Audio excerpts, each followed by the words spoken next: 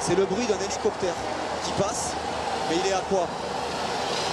À 25 mètres au-dessus de nous, 40 mètres au-dessus de nous. Ouais. La mesure de dissuasion. Encore une fois pour essayer de calmer un petit peu tout le monde. Alors je ne sais pas s'il y a une règle pour ça, mais j'ai l'impression qu'on est en train de, des deux côtés. J'ai vu Avram Grant venir voir Esteban Becker pour lui dire je pense que c'est mieux d'arrêter, de toute façon c'est terminé. Bien évidemment que dans ces cas-là, il faut essayer de limiter les dégâts au maximum. Et peut-être que oui, la solution serait de stopper cette rencontre-là à la 82e minute. Le score est fait, il y a 3-0 pour le Ghana. Bon. En tout cas, pour l'instant, il n'y a aucune décision de prise, aucune communication également. On essaye de se renseigner aussi pour savoir... Mais de toute façon, on ne va pas pouvoir repartir avec des supporters ghanéens qui sont collés. Troisième passage de l'hélicoptère qui là se rapproche quand même.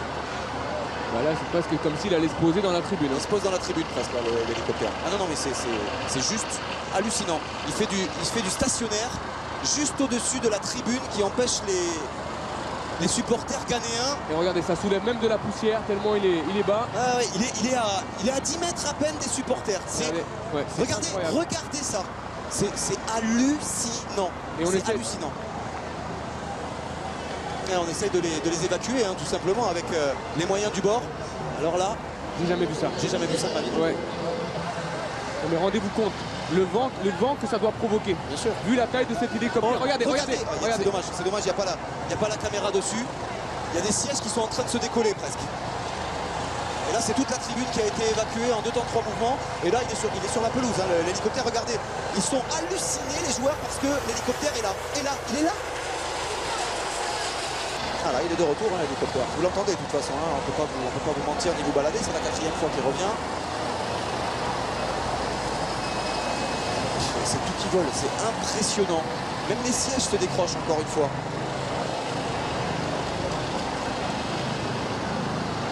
Walter Gag qui est toujours sur la pelouse avec d'autres officiels de la CAF. Et là, même là, il se pose la question encore de savoir si c'est fini. Les Ghanéens, eux, réclament évidemment la fin de cette rencontre. Et là, visiblement, ils ont eu une information, les joueurs sur la pelouse. Et d'après le langage des signes, ou en tout cas ce que l'on peut en distinguer d'ici, il semble que l'on se dirige vers un arrêt de cette rencontre, ce qui n'est absolument pas du goût de certains joueurs équato-guinéens, alors que tout à l'heure, Javier Balboa, lui, le réclamait. Non, mais à un moment donné, il faut qu'ils prennent conscience du fait que de toute façon, ce match est terminé.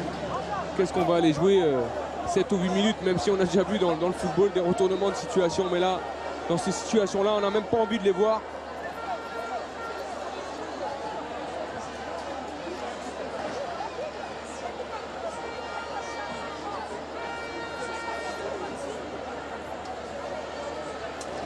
Tout à l'heure, Constant Oumari, qui est un des membres influents de la CAF, venu visiblement pour prêter main forte dans la prise de décision.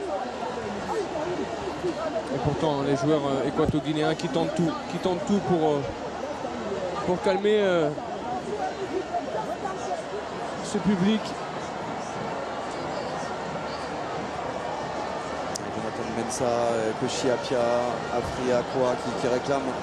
La barre s'était cassée, à partir de sol, s'était cassée lors de Togo-Algérie. Il y avait une longue interruption, pas très bien gérée, c'est vrai, mais ça n'avait pas eu évidemment le même relief. Non, là, ces images ressemblent en moins grave tout de même à ce que j'ai vu à Sénégal-Côte d'Ivoire, à Dakar, en octobre 2012, match de qualification qui ne s'est pas terminé d'ailleurs, qui a été interrompu à la 75e minute, avec des incidents et des supporters ivoiriens exactement de la même manière que la police, heureusement, avait évacué par le terrain pour éviter que ce soit encore plus grave. Mais en phase finale, franchement, je n'ai pas souvenir de... Oui, les policiers qui étaient, vous l'avez vu, en bandeau autour de la pelouse sur la piste d'athlétisme sont montés dans les tribunes. Ils ont commencé à évacuer, ils ont commencé à gazer le terrain, excusez-moi. Ils ont commencé à évacuer complètement la tribune qui est située juste en dessous de nous. Ils ont commandé d'athlétisme toujours et on essaie de se dépêcher pour les faire sortir. Ils sont entourés du service de sécurité et je pense qu'on va effectivement essayer pour l'instant de les tenir au milieu du terrain en attendant que ce stade-là soit complètement vidé et peut-être même les faire sortir par le tunnel. Je pense qu'on est en train de réfléchir à cette hypothèse de la part des officiels de la CAF. Je vois Constant Oumari encore une fois, qui est un des officiels référents de cette CAF. Ils sont juste à côté du tunnel là pour l'instant, les supporters ghanéens, alors que les joueurs sont eux toujours sur la pelouse. Ça va sortir, visiblement ça va essayer de rentrer par le tunnel. On vous rappelle, si vous nous rejoignez seulement maintenant, ces scènes ubuesques, cette demi-finale de la Coupe d'Afrique des Nations entre le Ghana et la Guinée équatoriale qui est interrompue depuis une vingtaine de minutes maintenant.